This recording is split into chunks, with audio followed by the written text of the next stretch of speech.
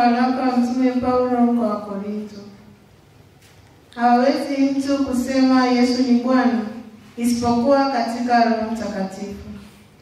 Basi pana tofauti za karama, bali Roho ni yeye yule.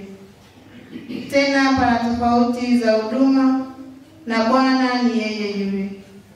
Kisha pana tofauti za kutenda kazi, bali Mungu ni yeye yule azitendaye kazi zote katika wote.